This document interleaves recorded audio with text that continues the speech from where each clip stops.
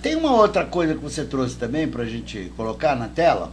Vocês têm aí uma moeda, né? Uma moeda de R$1, no qual você diz assim, 7% é o quê e 93% é o como. Vamos lá? Tá disponível aí para vocês todos? Muito bem, a Sandra está colocando aí o movimento. Tá subindo, tá subindo. Tá chegando. Tá chegando. Ok, chegou. O que você quer? Qual é a tua mensagem quando você coloca que para cada real 7% é o quê e 93% é o como? Porque muitas vezes a gente perde vendas, negócio, não é pelo que a gente diz, e sim pela forma com que a gente diz, né? Entendi. Então eu sempre compartilho algumas dicas a evitar. Por exemplo, não tenho. Sei. Eu tenho o pneu GPS 3 da Goodyear, tenho o P400 da Pirelli. Eu tenho o Honda Civic, tenho o Toyota Corolla. É mais positivo.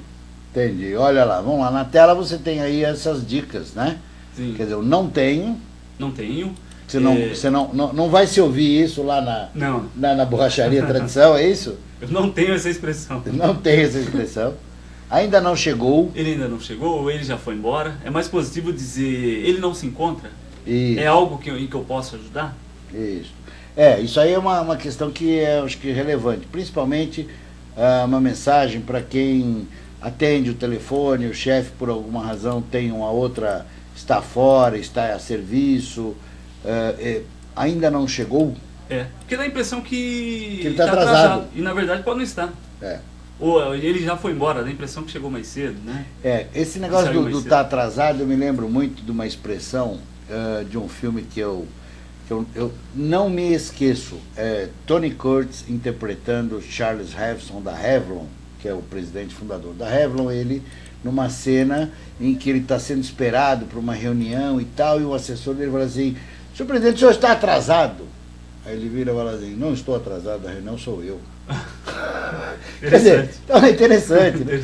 Ele deve ter também, não existia ainda o Café Pelé naquela época, para ele se sentir com o rei na barriga, mas ele se sentia com o rei na barriga também, né?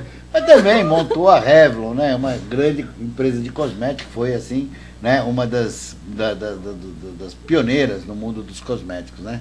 Sandra, sim. Temos várias questões aqui.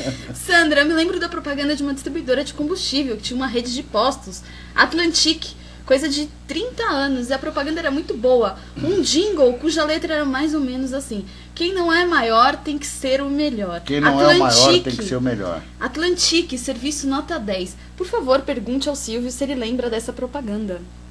Eu não recordo, eu recordo da marca, né? Dessa propaganda em si, não. Mas é muito interessante. Esse é um dos clássicos da propaganda. Quem não é o maior tem que ser o melhor. Isso tem sido usado, reusado, requentado por muita gente, mas esse conceito é importante. Quem não é o maior tem que ser o melhor. Sim. Atlantic Serviço Nota 10. Que eles começaram a se posicionar pelo serviço. Mas o problema, Mena Barreto, querido, e demais qualinautas, nossos queridos amigos publicitários, comunicadores e mercadólogos, são excelentes no sentido de criar o conceito. O problema é que, às vezes, as empresas não introjetam este conceito. Esse é o grande problema. Quando se fala em serviço nota 10, como é que eu levo isso para dentro da empresa? Esse é um dos grandes desafios, você criar um overpromise, uma super promessa, e aí, vamos dizer assim, a empresa não entregar. Eu trabalhei durante 12 anos, 13 anos com o comandante Rolim Natan, desde o começo, lá do tapete vermelho, etc, etc. E ele dizia o seguinte, Valdemar, eu vou para a porta do avião receber os clientes, não é por marketing, é para mostrar que se o presidente da empresa está recebendo os clientes, se o presidente da empresa está dando boas-vindas para o cliente, os comandantes também podem fazê-lo. Sair da sua cabine e vir para a porta do avião, que era uma das dificuldades na época que ele tinha. Não era para fazer marketing só com o cliente, não, porque o marketing ele podia fazer dentro do aeroporto recebendo o ticket. Sim. Mas quando ele ia para a porta do avião, era no sentido de exemplificar, dar o exemplo de que se o comandante também e o presidente da empresa estava ali na porta recebendo o cliente, o comandante, que ele dizia assim, esses comandantes acham que são Deus, né? Porque acordam com Deus, toma café com Ave Maria, ele falava. Então eles acham que eles podem, não, tem que descer, tem que entender o cliente e tal. E aí a TAM, na época da boa TAM, ela se reformulou, né, e se destacou tanto que chegou a ser a maior companhia aérea do Brasil. Sim, eu lembro de uma expressão do Rolim Amaro, nós temos que ter espírito servidor, de servidor. Isso, espírito de servir, exatamente. Não, e ele era.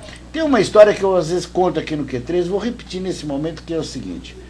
Essa história até pouca gente conhece, porque não está nos livros e tal. Foi contada pela chefe de comissárias da VASP, Sueli, que me contou, ela era chefe das comissárias, mas na época ela era comissária.